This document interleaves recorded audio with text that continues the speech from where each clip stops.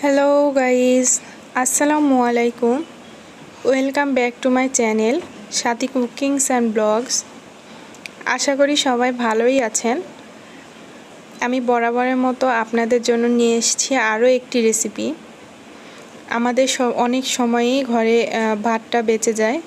আমি এর আগেও বেঁচে যাওয়া ভাত দিয়ে দুইটা রেসিপি দিয়েছিলাম, বাট আজকেরটা আমি একটু ভিন্ন করে দেব।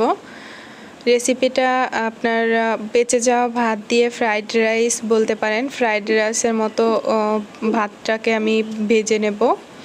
ফ্রাইড রাইস যেমন করে তৈরি করা হয় প্রায় কিছুটা তেমন করেই আমি বেঁচে যাওয়া ভাত দিয়ে একটা রেসিপি তৈরি করব। সো ভিডিওটা না টেনে পুরো ভিডিওটা দেখতে থাকুন। সর্বপ্রথম আমি একটা কড়াই বসিয়ে দিয়েছি। আমি কড়াইটাকে খুব ভালো করে গরম করে নেব, এতে করে আমার কড়াইতে কোনো কিছু লেগে যাবে না। যেহেতু আমার ফ্রাই প্যান না, তাই আমার এভাবেই করতে হয়। তার জন্য আমি গরম করে নিয়েছি। তেলটাকে আমি ভালো করে গরম করে নেব এবং কড়াইতে ছড়িয়ে দেব, যাতে পুরো কড়াইটা তেলসহ গরম হয়। আর এইদিকে আমি একটা বাটিতে দুটো ডিম ভেঙে নিয়েছি। ডিম দুটোকে আমি সুন্দর করে মশলা দিয়ে মেখে নেব। আমি লবণ দিয়ে দিয়েছি, জিরার গুঁড়া দিয়ে দিয়েছি, আর হলুদের গুঁড়া দিয়ে দেব অল্প একটু। আমি এই মশলাগুলো দিয়ে ডিমটাকে খুব সুন্দর করে একটা কাঁটা চামচের সাহায্যে ফেটে নেব।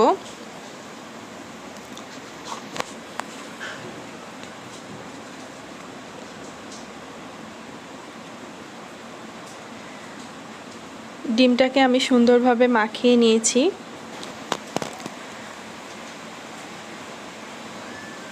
আমি এখন কড়াইতে ডিমটাকে সুন্দর করে ভেজে নেব।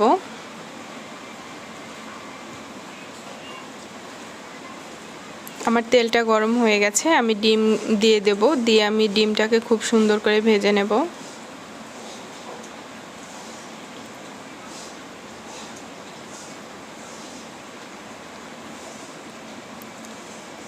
দেখতে পাচ্ছেন আমি ডিমটাকে কিভাবে ভেজে নিচ্ছি। সেম এভাবে ডিমটাকে ভেজে নেবেন।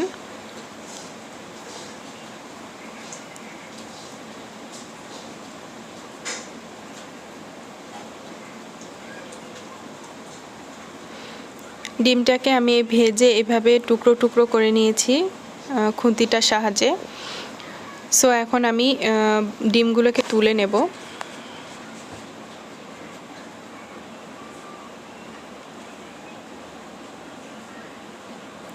ডিমগুলো উঠিয়ে নিয়েছি। এখন আমি তেল দিয়ে দেব ওই কড়াইতে। আবার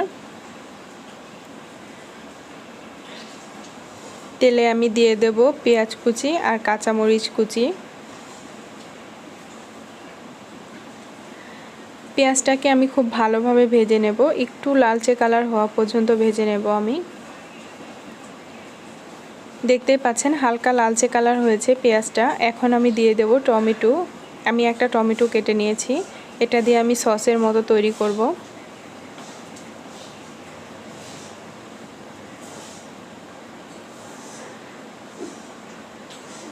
আমি টমেটোটাকে ভেজে নিচ্ছি। এখন আমি দিয়ে দেব লবণ স্বাদ মতো।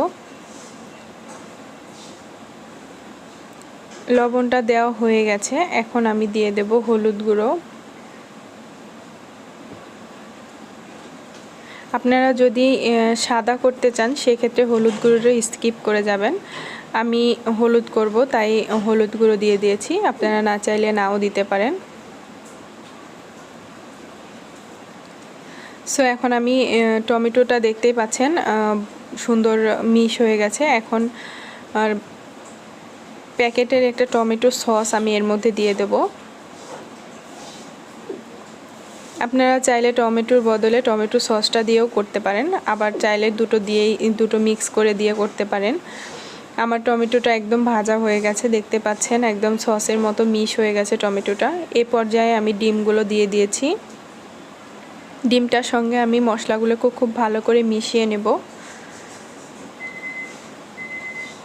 মশলাটা মিশানো হয়ে গেলে আমি ভাতগুলো দিয়ে দেব এর মধ্যে।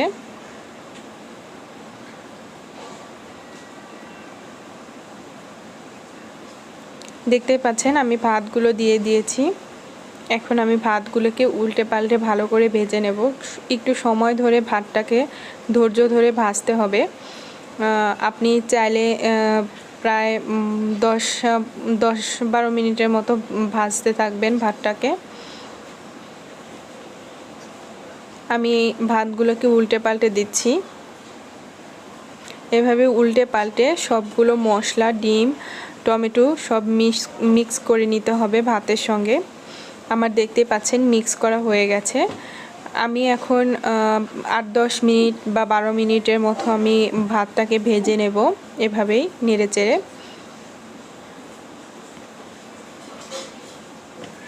ভাতটা আমার প্রায় ভাজা হয়ে গেছে। এ পর্যায়ে আমি চুলাটাকে বন্ধ করে দিব, দিয়ে চুলা থেকে ভাতটাকে নামিয়ে নেব। এভাবে কিন্তু অবশ্যই ধৈর্য ধরে ভাতটাকে খুব ভালো করে ভেজে নেবেন। সো আমি এখন চুলা থেকে নামিয়ে নেব। তো গাইস দেখতেই পাচ্ছেন আমার বেঁচে যাওয়া ভাত দিয়ে ফ্রাইড রাইসটা কেমন হয়েছে। সো আমার এই ভিডিওটা যদি আপনাদের কাছে ভালো লাগে বাসায় অবশ্যই ট্রাই করে দেখবেন। আমাদের দৈনন্দিন জীবনে অনেক সময় ভাত বেঁচে যায়। সেই ভাতগুলো আমরা পানি না দিয়ে বা ফেলে না দিয়ে আমরা এভাবে নষ্ট না করে এভাবে একটা রেসিপি তৈরি করে নিতে পারি। সো ভিডিওটা ভালো লাগলে একটা লাইক করবেন, আর অবশ্যই একটা কমেন্ট করে জানাবেন যে ভিডিওটা কেমন হয়েছে। আর আমার চ্যানেলটাকে সাবস্ক্রাইব করে পাশে থাকা বেল বাটনটা অন করে রাখবেন, এতে করে আমি এরকম নতুন কোনো ভিডিও দিলে সাথে সাথে পেয়ে যাবেন। আর যারা এতক্ষণ আমার সঙ্গে ছিলেন তাদেরকে অসংখ্য ধন্যবাদ জানিয়ে ভিডিওটা এখানেই শেষ করছি।